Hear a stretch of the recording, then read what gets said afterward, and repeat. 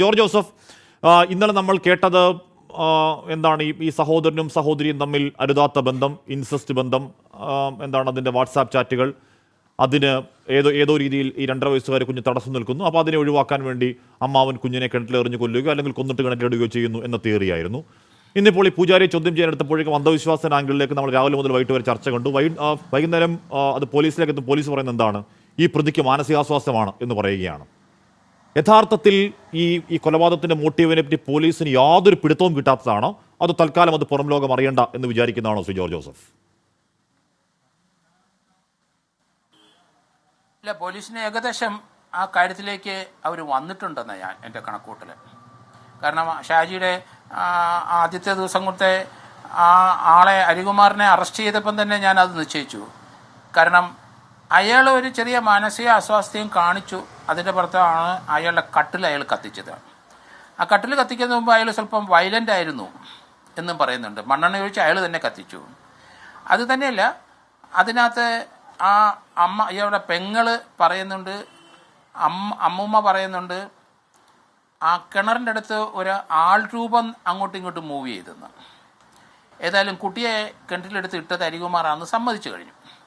ഇനി എന്തുകൊണ്ട് അയാൾ അത് ചെയ്തു എന്നുള്ള കാര്യത്തിൽ സ്വല്പം സമയമെടുക്കും പോലീസിന്. കാരണം അത് പോലീസ്, ഞാൻ സംശയിച്ച രീതിയിൽ തന്നെ പോലീസ് വന്നിട്ടുണ്ടെന്നാണ് എൻ്റെ ഒരു കണക്കുകൂട്ടൽ. കാരണം അത് തന്നെയല്ല, ഇപ്പോഴത്തെ റൂറൽ എസ് പി നല്ല മിടുക്കനായ ഒരു ഇൻവെസ്റ്റിഗേറ്റീവ് ഓഫീസറാണ്. അദ്ദേഹം വൈപ്പേഴ്സ് ഒക്കെ കിട്ടി റൂറൽ എസ് പി ആയിട്ട് വന്നിരിക്കുന്നതാണ്, എനിക്കറിയാം. സുദർശൻ നല്ലൊരു ഇൻവെസ്റ്റിഗേറ്ററാണ്. അതുപോലെ തന്നെ ഷാജി ഈ കേസിനകത്ത് നന്നായിട്ട് ഇൻവെസ്റ്റിഗേറ്റ് ചെയ്തിരിക്കുന്നു. കാരണം നമ്മൾ സംശയിച്ച ഭാഗത്തായിട്ട് അവർ വന്നു. പക്ഷേ അത് പൊതുജനം മുമ്പ് ഇപ്പം പറയാറായിട്ടില്ല, സമയം എടുക്കും. കാരണം ആ മോട്ടീവ് ഫിക്സ് ചെയ്ത് വരാൻ ടൈം എടുക്കും. പക്ഷേ ആ മോട്ടീവായിട്ട് ബന്ധപ്പെട്ട ചില കാര്യങ്ങളിലേക്കൊക്കെ ഇപ്പം അവർ പോലീസ് എത്തിക്കഴിഞ്ഞെന്ന് എനിക്ക് തോന്നുന്നത്. കാരണം അതുകൊണ്ടാണ് കരിക്കകത്തെ സ്വാമി ആ പൂജാരിയെ അല്ലെങ്കിൽ അയാളെ ഇപ്പം കസ്റ്റഡി എടുത്തിരിക്കുന്നത്. കാരണം ഇതിനകത്ത് നമ്മൾ ആലോചിക്കണം, കേരളത്തിൽ നേരത്തെ മുതൽ പറഞ്ഞ കരിക്കകത്തെ സ്വാമിക്ക് നമ്മൾ ഈ പറയുന്ന മോട്ടീവ് ആണെങ്കിൽ ആ മോട്ടീവുമായി പ്രത്യേകിച്ച് ബന്ധമില്ല. അല്ല സാറേ, നമ്മുടെ ഈ കരിക്കകത്തെ സ്വാമിക്ക് നമ്മൾ ഈ പറയുന്ന ഇൻസെസ്റ്റ് തിയറി അല്ലെങ്കിൽ സഹോദര ലൈംഗിക ബന്ധ തിയറി പ്രകാരമാണെങ്കിൽ എന്താണ് ഈ പറയുന്ന മന്ത്രവാദിക്ക് പ്രത്യേകിച്ച് പ്രോബ്ലമൊന്നുമില്ല. അദ്ദേഹത്തെ രാവിലെ വിളിച്ചു വരുത്തിയതാണ്, ഇപ്പോഴും വിട്ടിട്ടുമില്ല. ഇല്ലില്ല, അതിനകത്ത് ഒരു മാനസികമായ അയാൾ ഈ കുട്ടിയെ എടുത്ത് കിണറ്റിലിടാനുള്ള കാരണത്തിലേക്കാണ് ഞാൻ പറയുന്നത്. അതിലേക്കാണ് വരുന്നത്. കാരണം ഒരു 30 ലക്ഷം രൂപയുടെ ഒരു കംപ്ലൈൻറ്റ് നെയ്യാറ്റിൻകര പോലീസ് സ്റ്റേഷനിൽ കൊടുത്തു എന്ന് നേരത്തെ മുതൽ വരുന്നുണ്ട്. അതൊരു ബോഗസ് കംപ്ലൈൻ്റ് ആണ്, അതിനകത്ത് സോഴ്സ് ഇല്ല എന്നൊക്കെ അന്ന് നമ്മൾ കേട്ടു. അത് ഈ പ്രതിയായ അരികുമാറും ആ സിസ്റ്ററും കൂടെയാണ്, ശ്രീതും കൂടെ ചേർന്നാണ് ആ കംപ്ലൈൻറ്റ് കൊടുത്തിരിക്കുന്നത്. പക്ഷേ ഇപ്പം 30 ലക്ഷം രൂപയുടെ ഒരു ഇഷ്യൂ വന്നിരിക്കുന്നത്. കാരണം പേട്ട പോലീസ് സ്റ്റേഷനിൽ നേരത്തെ ഇവർ ഈ സ്വാമിക്കെതിരായിട്ട്, കരിക്കകം സ്വാമിക്കെതിരെ ഒരു കംപ്ലൈൻറ്റ് കൊടുത്തിട്ടുണ്ട് 30 ലക്ഷം രൂപ. അപ്പോൾ ഇതെല്ലാം നമ്മൾ കൂട്ടി വായിക്കണം.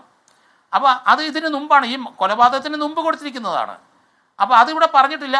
അപ്പം ഒരു വേഗമായിട്ടുള്ള കാര്യങ്ങൾ ഇപ്പം കുറച്ചുകൂടെ മോട്ടീവ് സ്ട്രോങ് ആയിട്ട് വരുന്നെന്ന് എനിക്ക് തോന്നുന്നത്. അരുതാത്ത ബന്ധങ്ങളുണ്ട്, അതെല്ലാം മെസ്സേജ് കിട്ടിയിട്ടുണ്ട്, അത് പോലീസ് മനസ്സിലായിട്ടുണ്ട്. അതിലേക്ക് ഇപ്പം പോലീസ് അതിലേക്ക് കൂടുതൽ വന്നുകൊണ്ടിരിക്കുകയാണ്. പക്ഷേ ഇതിനകത്ത് അവിടെയും സംശയങ്ങൾ നിൽക്കുകയല്ലേ? ഞാൻ പറയുന്നത് ഇപ്പോൾ ഇനി അരുതാത്ത ബന്ധം, അത് അങ്ങേയറ്റ പാപബന്ധം എന്ന് സമൂഹം വിലയിരുത്തുന്ന തെറ്റായ അധാർമിക ബന്ധം എന്നൊക്കെ നമ്മൾ കരുതുന്ന, നമുക്കൊന്നും ആലോചിക്കാൻ കഴിയാത്ത മ്ലേച്ഛമായ ഒരു ബന്ധം പോട്ടെ, ആ ബന്ധം അവർക്കുണ്ടെന്ന് നോക്കൂ.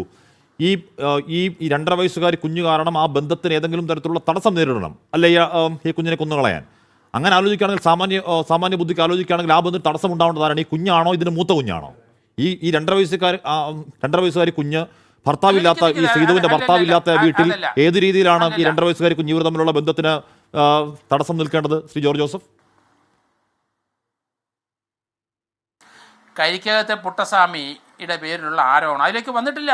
പോലീസ് അതിലോട്ട് വന്നുകൊണ്ടിരിക്കുകയാണ്. കാരണം ഈ കുഞ്ഞ് ജനിച്ച ശേഷമാണ്, രണ്ടാമത്തെ കുഞ്ഞ് ജനിച്ച ശേഷമാണ് സാമ്പത്തികമായി ഇവർ തകർന്നത് എന്ന് അയാൾ പറഞ്ഞിട്ടുണ്ട്. അങ്ങനെ വന്നപ്പോൾ ആ കുട്ടി കാരണം ഈ ദോഷങ്ങളെല്ലാം ഉണ്ടാകുന്നതെന്നാണ് അന്ധവിശ്വാസികളായ ഈ വീട്ടുകാരും ഈ സ്വാമിയും പറയുന്നതാണ്. അതുകൊണ്ടാണ് പോലീസ് അതിൽ കസ്റ്റഡി എടുക്കുന്നത്. ഇത് നമുക്ക് 1, 2, 3 ദിവസം കൊണ്ടൊന്നും ഇതിൻ്റെ കൃത്യതയിലോട്ട് വരാൻ സാധിക്കില്ല. അത് കുറേ സമയമെടുക്കും, ഒരാഴ്ചയെങ്കിലും. കാരണം അതിലോട്ട് വരണം പോലീസ്. ഈ മോട്ടീവിലോട്ട് വരാനായിട്ട് മൾട്ടിപ്പിൾ മോട്ടീവ് ഇതിനകത്തുണ്ട്. കാരണം അയാളുടെ മാനസികാവസ്ഥ നമ്മൾ മനസ്സിലാക്കണം. അയാൾ ഈ കുട്ടിയെ എടുത്ത് ജീവനായിട്ട് കിട്ടാൻ്റെ കാരണം അയാൾ നേരത്തെ ആലപ്പുഴയിൽ എവിടെയോ പോയി ഒരു ഇതുപോലെ സ്വാമിയുടെ കൂടെ കുറേ നാൾ നിന്നു. ഇപ്പം ഈ കരിക്കകത്തെ അയാളാണ് ഈ വീട്ടിൽ ഇവരുടെ പിതാവ് 16-ാം തീയതി അടിയന്തരത്തിന് മുമ്പുള്ള ചടങ്ങുകളെല്ലാം ഈ കരിക്കാവ് സ്വാമിയാണ്.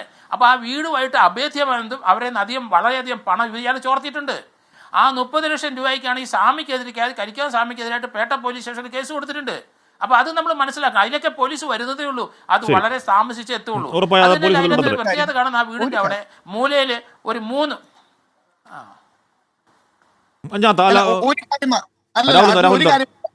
വളരെ ഏറ്റവും നമ്മുടെ മനസ്സിനെ നെട്ടിച്ചതാണ്. അത് ആര് ചെയ്താലും അവരെ ഏറ്റവും കടുത്ത ശിക്ഷ കൊടുക്കണം. 2 വയസ്സുകാരി എന്ന് പറഞ്ഞാൽ ഏറ്റവും പിഞ്ചു കുഞ്ഞാണ്.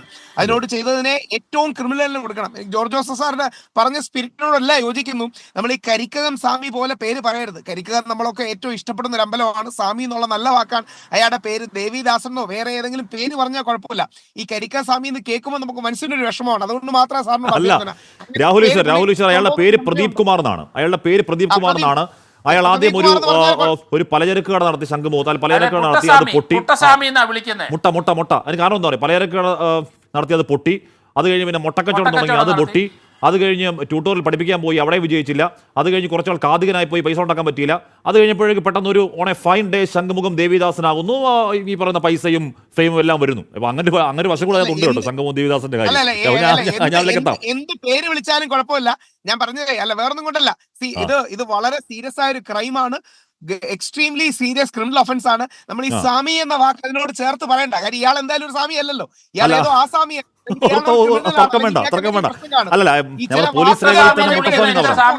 രാവിലെ പുട്ടസ്വാമി എന്നാ വിളിക്കുന്നത്.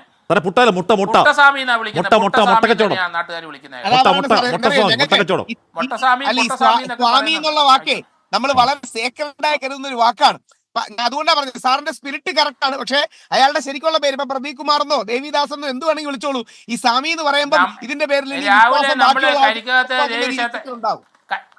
നമ്മൾ കരിക്കകത്തെ ദേവീക്ഷേത്രത്തെ ഒന്നും അല്ല പറയുന്നത്. നമ്മൾ ഒരിക്കലും പറയത്തുമില്ല കരിക്കകം ദേവീക്ഷേത്രത്തെ ഒന്നും. അവിടെ ധാരാളം ഭക്തരുള്ളതെന്ന് നമുക്കറിയാം. അതല്ല, ഇയാൾ ആ ദേവീക്ഷേത്രത്തിന്റെ നാമം ഉപയോഗിച്ചിട്ടാണ് ഇയാൾ നടക്കുന്നത്. അതാണ് പറയുന്നത്. നമ്മൾ അതിനോടാണ് എതിർക്കുന്നത്. അല്ലാതെ കരിക്കകത്തെ ആ ദേവീക്ഷേത്രം വലിയ അച്ചിട്ടുള്ള നമുക്ക് അതെ.